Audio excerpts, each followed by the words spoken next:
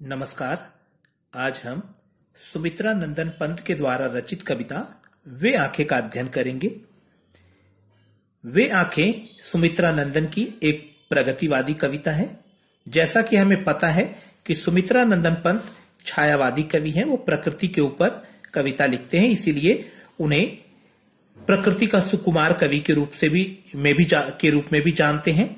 लेकिन यहाँ वे आंखें एक प्रगतिवादी कविता है जिसमें कवि ने दलित, शोषित, पीड़ित एक किसान की बात कही है और उस किसान के बारे में कवि बताते हुए हमें अपनी कविता के माध्यम से उसकी असहाय अवस्था का जिक्र करते हैं।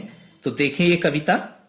वे आंखें अंधकार की गुहा सरीखी। किसान की जो आंख है अंधेरी गुहा यानी गुफा, सरीखी यानी समान। किसान की आंखें अंधेरी गुफा के समान है। उन आंखों से डरता है मन।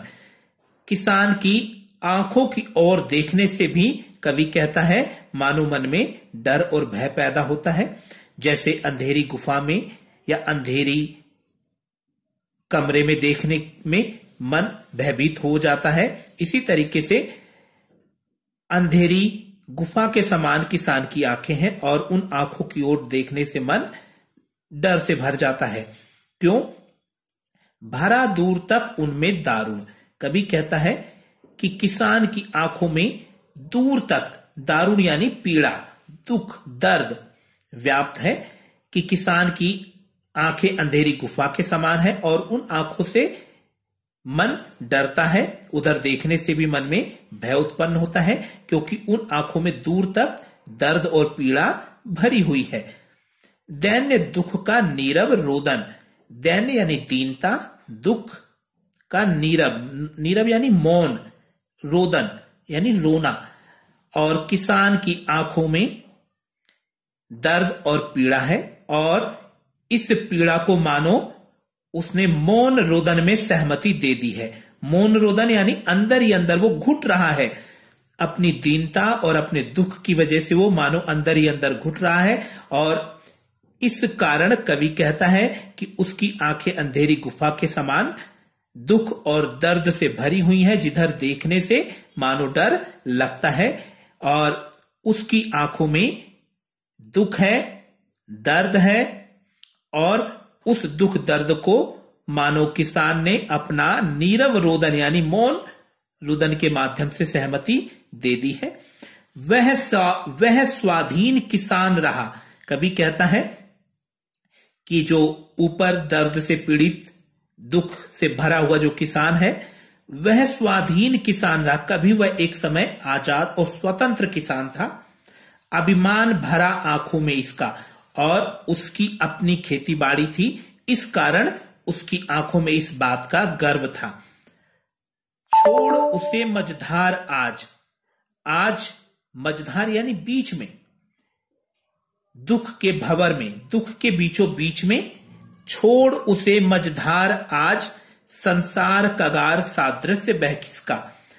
आज संसार ने उसको दुखों के मझधार में छोड़ दिया है और संसार कगार, कगार यानी नदी के किनारे, सादृश्यमान बह खिसका। जैसे नदी में बाढ़ आती है तो नदी के दोनों किनारे दूर हो जाते हैं। मानो नदी में दुख आया हो, दुख की बाढ़ आई हो तो नदी के किनारे दूर हो जाते हैं। ऐसे ही संसार ने उसको जो है दुखों के मझधार में छोड़ दिया और उससे अपना किनारा कर लिया।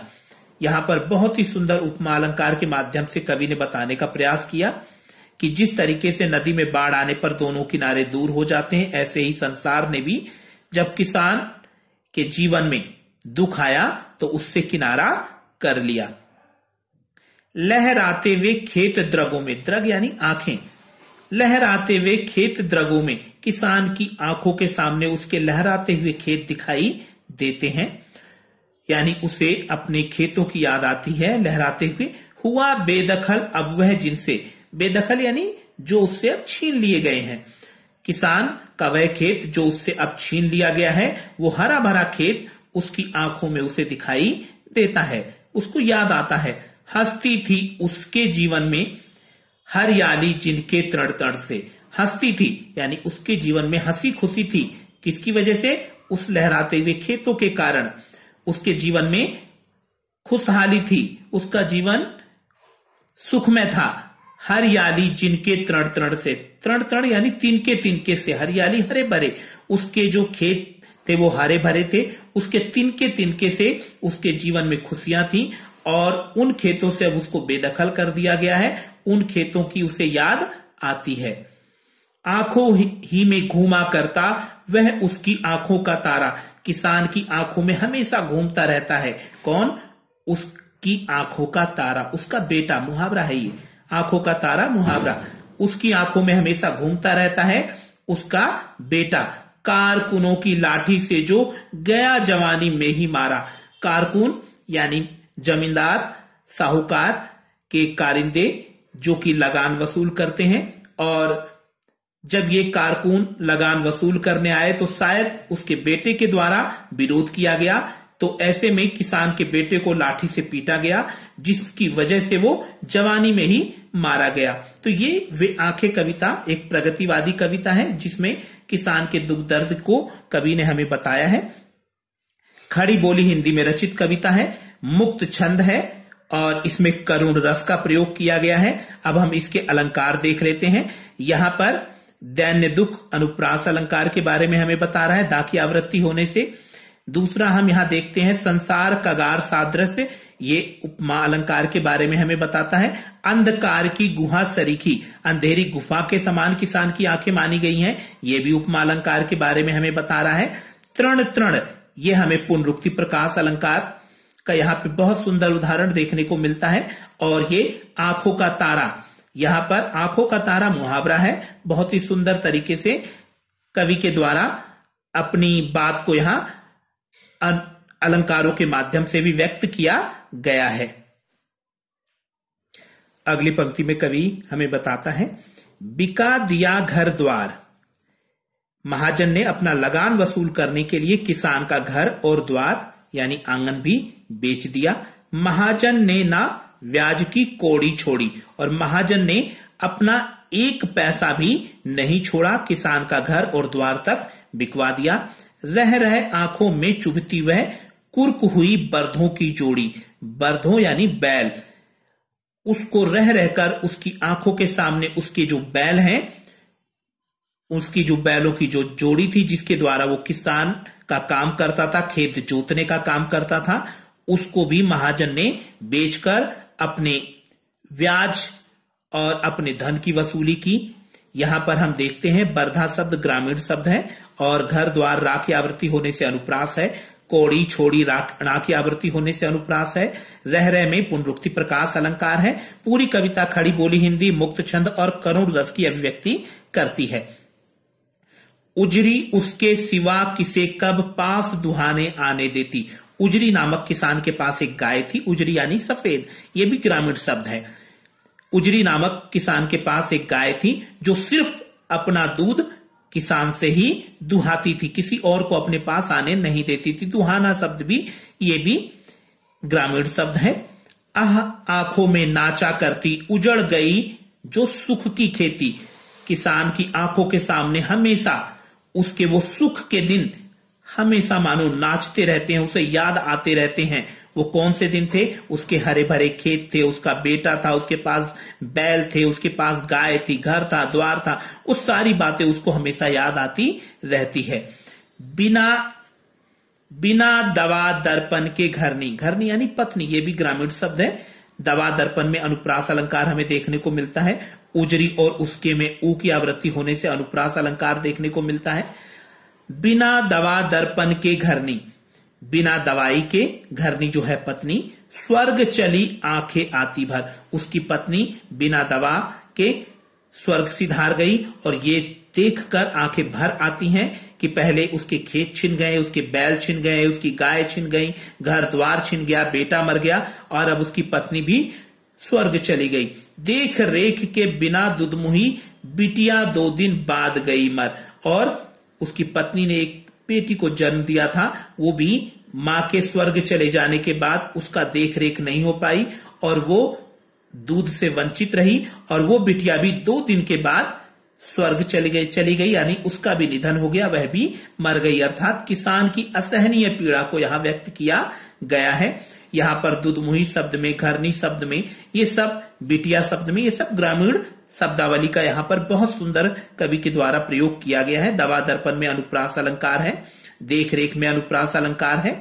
तो इस तरीके से कवि ने एक किसान की पीड़ा के बारे में बताया है कि आजादी से पहले किसान कितने दुखी थे और वर्तमान में भी हम देखते हैं कि किसानों की हालत में अभी भी कुछ ऐसा सुधार ज्यादा नहीं हो पाया है। अगली पंक्ति में कवि हमें बता रहा है, घर में विधवा रही पतोहू। ये वो पतोहू यानी बहू, ये भी ग्रामीण शब्द है पतोहू। तो घर में एक विधवा बहू है और ये वही बहू है जिसके पति को कारकुनों ने लाठी से मार दिया था। तो ये घर में अब विधवा का जीवन जी रही है। लक्ष्मी थी यद्यपि पति घातिन, वो घर की लक्ष्मी थी, ये विधवा बहू घर की लक्ष्मी थी, लेकिन यद्यपि पति घातिन, लेकिन अब उसको पति को खा जाने वाली, पति को मार डालने वाली का कलंक झेलना पड़ रहा है। पकड़ मंगाया कोतवाल ने, डूब कुएं में मरी एक दिन। घर में जो विधवा बहू है उसको लक्ष्मी के रूप में देखा जाना चाहिए था, लेकिन अब पति को मारने का कलंक उस पर लगाकर कोतवाल ने उसको थाने में बुलाया और उसको बेइज्जत किया, जिस बेइज्जती को वह सह नहीं सकी। डूब कुएं में मरी एक दिन, और इस कारण वह कुएं में कूदकर मर गई। यहां पे हम देखते हैं घातिन शब्द में भी जो है ग्रामीण शब्दावली का प्रयोग हुआ है, कोतवाल भी ग्रामीण शब्दावली है। आगे हम बढ़ते हैं। खैर पैर की जूती जोरू, ना सही एक दूसरी आती। कभी यहां कहते हैं खैर पैर, यहां पे अनुप्रास अलंकार है, जूती जोरू में भी अनुप्रास अलंकार है। तो खैर पैर की जूती जोरू की पत्नी, जोरू यानी पत्नी, पत्नी को पैर की जूती के समान बताया गया है। ना सही एक दूसरी आती, एक चली जाए तो दूसरी आ जाती है। अर्थात बहू चली गई कोई बात नहीं, लेकिन बेटा नहीं जाना चाहिए था, क्योंकि बेटा दोबारा आना संभव नहीं था। इस तरीके से पुरुष प्रधान समाज की यहां पर कवि बात कर रहा है। और ये कविता आजादी से पहले की है, जहां पर पुरुषों का वर्चस्व था और पुरुष समाज का बोलबाला था, इसलिए कवि भी ऐसी बातें कर रहे हैं। जबकि वर्तमान में हम ये मानते हैं कि महिला हो या पुरुष हो, दोनों ही समाज के लिए, परिवार के लिए लाभदायक होते हैं, और ये दोनों ही कंधे से कंधा मिला के देश, समाज और परिवार का विकास करते हैं। तो ये पुरानी परंपरा की बातें हैं। आज ऐसी स्थिति नहीं है कि खैर पैर की जूती जोरू, ना सही एक दूसरी आती, पर जवान लड़के की सुधकर सांप लूटते फरती छाती। कि पत्नी पैर की जूती होती है, एक नहीं तो दूसरी आ सकती है, और लेकिन जो जवान लड़का है उसको याद करके मानो किसान के छाती पर सांप लौटता है और उसकी छाती मानो फटने लगती है। तो ये पुराने रूढ़ी आडंबर वाली जो बातें हैं, जहां महिलाओं का सम्मान कम होता था, उस समाज की बात है। लेकिन आज के संदर्भ में ये पंक्तियां उतनी प्रासंगिक नहीं है, इस बात का याद रखिएगा। और ये सब बातें दुख की बातें हैं, जब किसान अपने दुख में है और दुख में ऐसी बातें वो सोच रहा है। पिछले क्षण की स्मृति आंखों में क्षण भर एक चमक है लाती। पिछले जितने भी उसकी सुख के दिन थे, उसका जब घर द्वार था, उसके खेत थे, बेटा था, पत्नी थी, बहू थी, गाय थे, बैल थे, उन सुख की स्मृतियां उसकी आंखों में एक बार के लिए, क्षण भर में चमक ले आती हैं, यानी मानो उसको खुशी देती हैं। थोड़ी देर के लिए किसान खुश हो जाता है। तुरंत शून्य में गड़व है चितवन, लेकिन तुरंत ही उसका जो चितवन यानी मन है शून्य में गड़ जाता है, अर्थात एकदम उसकी आंखों के सामने माने अंधेरा हो जाता है, और उसको वर्तमान में जो भी कुछ उसका नुकसान हुआ है उसकी याद आ जाती है। तीखी नोक सादृश्य बन जाती, और वो यादें तीखी नोक के समान, सुई के समान मानो उसको चुभती हैं और मानो उसे सताती और डराती हैं। तीखी नोक सादृश्य में बहुत सुंदर उपमा अलंकार बन पड़ा है, और पूरी कविता खड़ी बोली हिंदी मुक्त छंद में रची गई है, और करुण रस की यहाँ पर अभिव्यक्ति भी हमें देखने को मिलती है। तो आशा है ये कविता आपको समझ में आई होगी, और कवि का बहुत ही सुंदर प्रगतिवादी दृष्टिकोण हमें यहाँ देखने को मिला है। और हम ये देखते हैं कि किसान आजादी से पहले भी कर्ज में डूबा हुआ था और वर्तमान में भी कुछ उसकी स्थिति में कोई खास सुधार नहीं हुआ है। धन्यवाद।